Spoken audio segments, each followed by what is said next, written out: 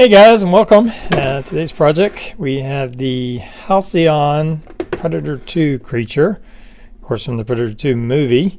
I'm very excited about this, and also a little nervous. I've not did any kind of figure like this. Now of course this is a creature, so I have a lot of leeway as far as I guess the painting and stuff. This is a plastic model kit. Not sure if I'm pronouncing that correctly, Halcyon, so probably not. But as close as I could figure. So just a quick look at what we got before we get started here. This is a styrene plastic kit, which at least I have that much working for me. I'm familiar with how styrene plastic works and how to glue it and fill gaps and seams and stuff of that nature. So of course we have our instructions and we've got some runners. I've already looked at this. The only little kind of issue I see is that we have all these dreadlocks on these runners here, and some of them have come off. Now I believe they're intact and in the box, so that's not so much the issue, but several of them have come off, and each of these are numbered. Each one has a very specific place that it goes on his head if we look on the instructions right here. So we'll have to take a quick look. Fortunately, they do give you kind of a breakdown of the different dreadlocks and what they look like, so we'll just have to figure out which ones are missing. Before we start removing all these, we'll kind of backtrack, see which ones we have missing, and kind of keep track of them that way, because they each have a certain location they go. So that should be a whole lot of fun, putting all those dreadlocks into place. So the challenge of this, I think, really is just going to be the painting of it. This is the creature, and there's a lot of different ones. I mean, this is particular ones from the movie, the second Predator movie. There are some screenshots of it, so it'll be challenging for it, so I'm looking forward to it. And well, let's just get started with the build.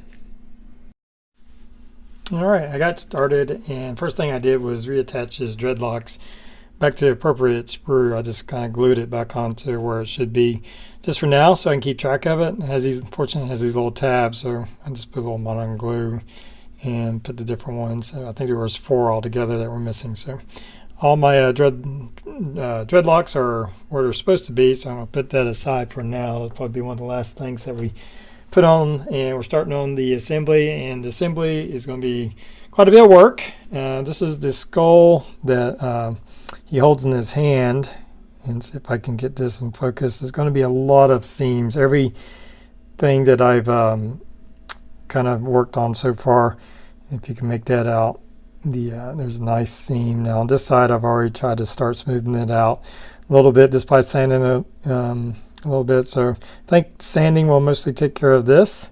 He has like his spine, and I guess there's like a small circle. I guess that's where you glue it on. That's another thing, it's not real precise. It's not like, you know, the models that we're used to lately, the new models that everything clicks into position, snap tight. This definitely has a lot of seams. There's a little gauntlet here, has a little gap in it. If you can see that right there, has a little gap right there. I think almost all of his little different body parts are going to have gaps and seam lines that are going to have to be addressed. So that's going to be a challenge of putting it all together.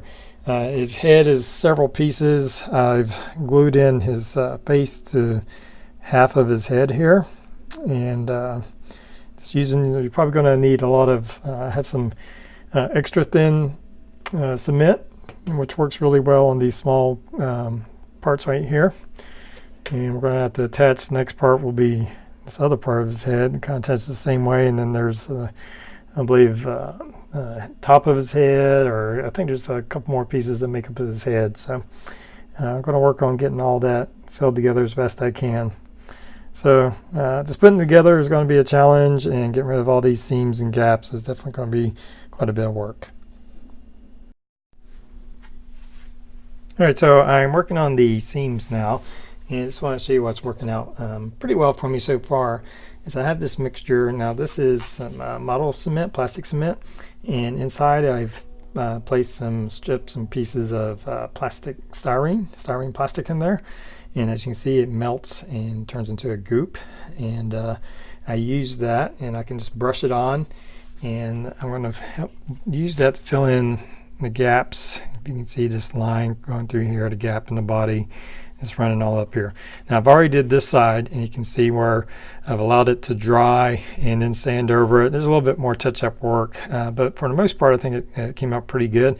I used a really coarse sanding stick. His body has his skin has like a textured pattern, so I used some really coarse sanding stick to kind of rough it up.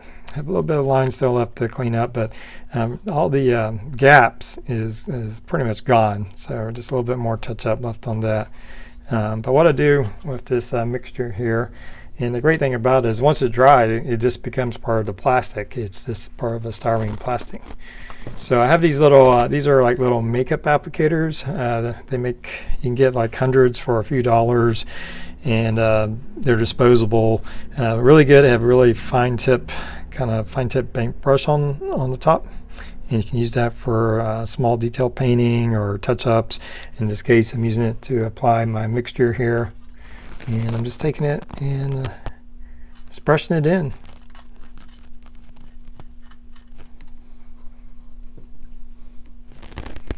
And it's completely sandable because once it's dry, all that's left is the styrene plastic. So basically we're taking a liquid styrene and putting it in the seam, and then it welds in there and just becomes part of the plastic. So it's a good way to fill up our seams. And when you brush it on, you have a lot of control. So you don't have quite the mess of a putty that gets everywhere and dries out really quick. This you have a lot of time to work with. It does take a little bit of time to dry, and usually a day or so, depending on how much of you're putting in there, what kind of gap you're filling. Obviously, it's not going to, if the gap's too big, it's just going to slide in between, but for these smaller gaps, it tends to work this fine. You may have to do a couple of coats on the bigger gaps.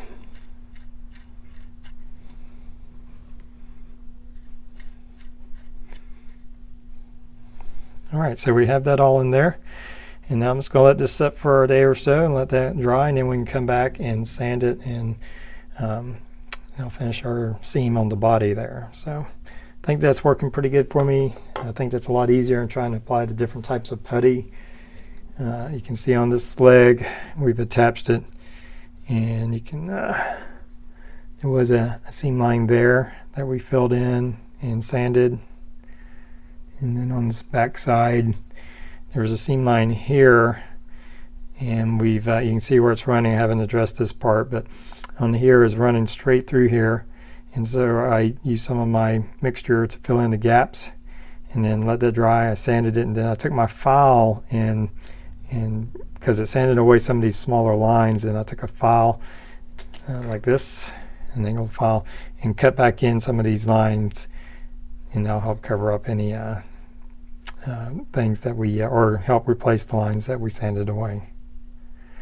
So that's what I'm just going to be working on. There's a lot of work. It's going to be tricky sanding in between these little fishnet stockings, I guess, and because we got a nice line going through there, and it's right across a lot of details. So those parts will be a little tricky. The other parts hidden pretty well, and we'll just keep doing that. All right, I got the front of his face glued to the two sides of his head, and I've let that cure overnight, so it's a nice solid bond there. Now I can take the back of this head. As you can see, we have a gap, and we can push that together and glue that together without the face coming apart. I'm pretty happy with the way this came out. The seam lines aren't too bad, really not noticeable at all. I think once we prime and paint that, it won't be noticeable, so probably won't have to do too much cleanup around there.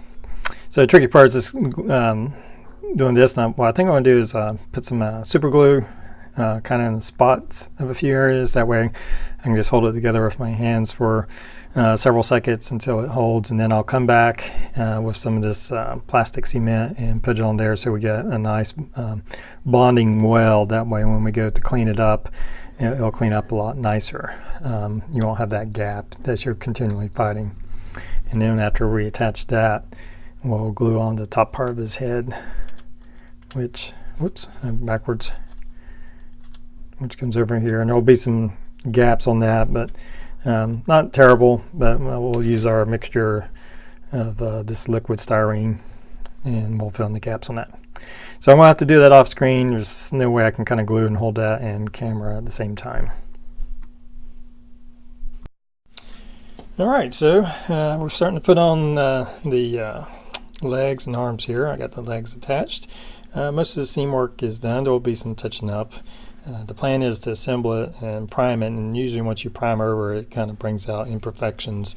Really difficult, especially where this webbing's at, to get that to blend in. I had to take a rotary tool and kind of get in there and trim out some of it.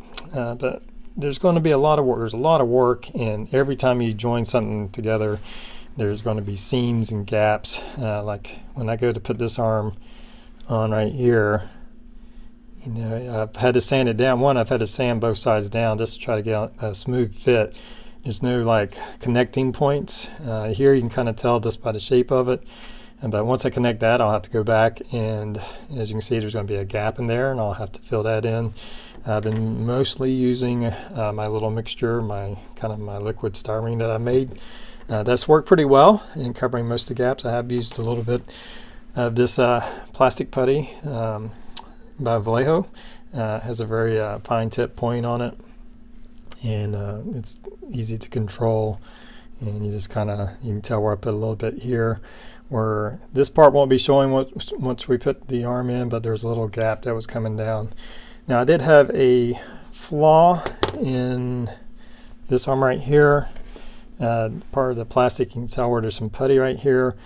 There was a hole. It looks like the mold didn't completely fill, and I had a little bit of gap, and it was a pretty good hole. I had to actually glue in some strip styrene behind it, and then I put some of the putty in there to fill it in, then kind of sand it in shape. Fortunately, it's in the back of the arm. I don't think it'll be too noticeable. I have a little bit of cleanup. There's still some little holes right here, but for the most part, just need one more layer over that, and it should be good to go. Head's all assembled. It was very tricky to get this all assembled, but just have a little bit of cleanup to do on this back seam right here. I think there's a couple seams right here. This chin jaw area was a whole separate piece, and I had a couple of lines coming down from it, but we've assembled the teeth. And overall, I think that's pretty good. I think we got that pretty good. There's like I said, a little bit of cleanup on the seam lines. Just be prepared to do a lot of seam work on this model. Every piece you put in is going to have to be addressed.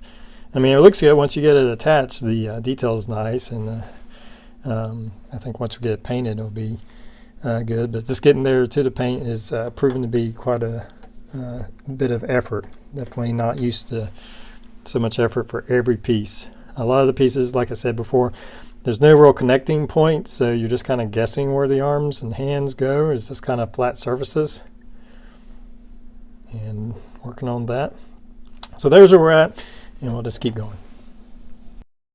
All right, so I'm working on the skull that the Predator holds. I've primed them up. I've sanded them over. I think we got rid of the seam lines on him, primed it over, and then I went with it's kind of a paper white paint I had from Rust-Oleum. This is spray paint, and it's a little off-white, and I think it's a good color for bone, so went with that. Pleased with that. The plan is to I'm going to experiment. I want to do like some blood effects on it, and I'm going to experiment with some Mod Podge and some transparent red paint first, and as we can cover that to kind of like he's all bloody, and we want to have kind of a wet look. So I got to experiment with that and see how that turns out. So we'll work on that, and then we'll come back.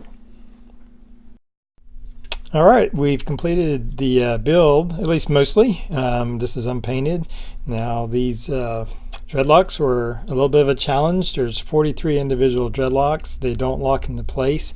You have to use super glue or CA glue. Highly recommend getting the Instant Set CA glue, the accelerator, because this is really tedious to get these on.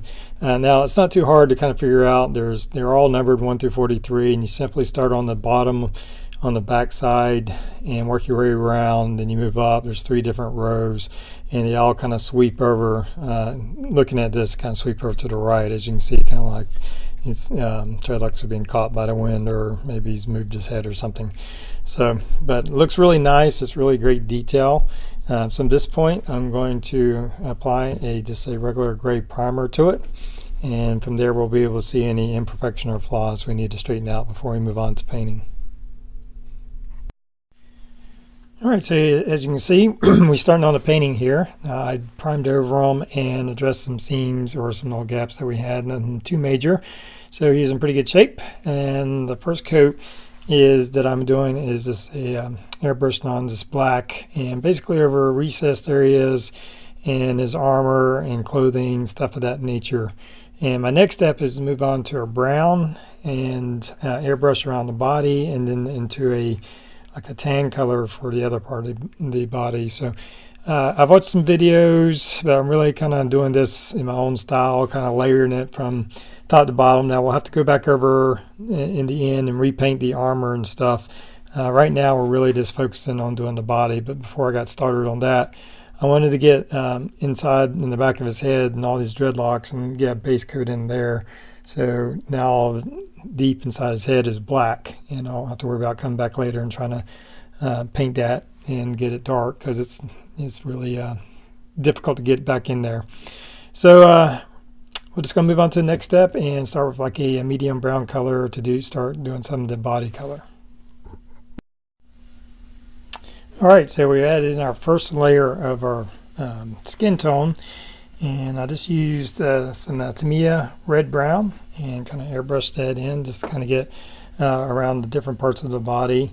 Now for the center of the body and some of the undersides of the area, I'm going to try using this beige from Vallejo model color, and we're going to try to get some around the head. We'll have to look at some of the reference photos. It's not going to be exact. It's my Predator, so he'll be my own unique style, but we want to get him to where he looks at least similar. So we're going to try this for a much lighter color in there, and it's going to be layer after layer. Even when we do this, we're going to do other things, and we'll get to the armor and the leather and all that kind of stuff.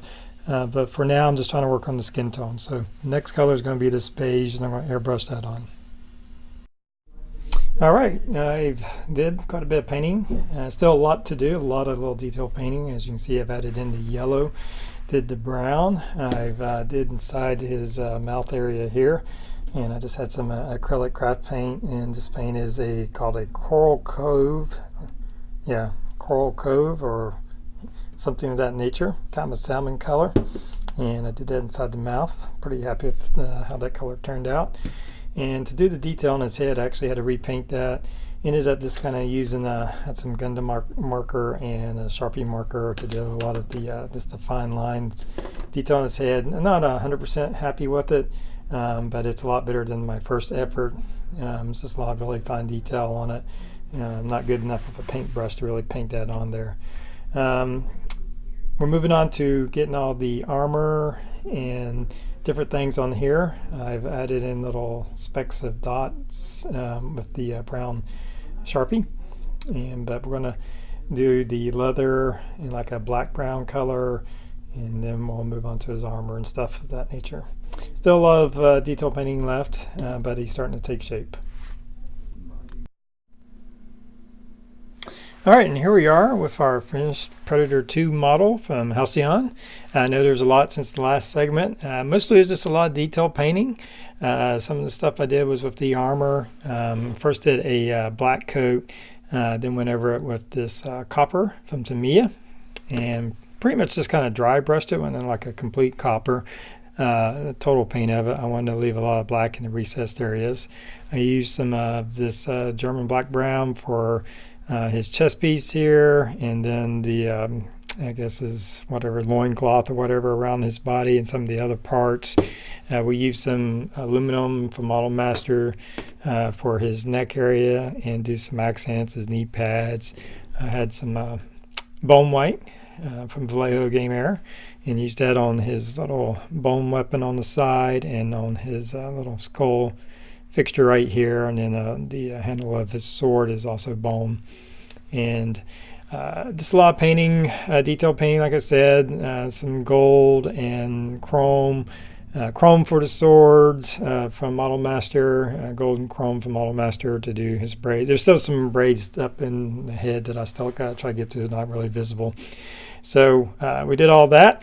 I then put a gloss coat, a clear gloss coat over the entire model, and because I kind of wanted the wet look on them. Total wet, it was a little too much.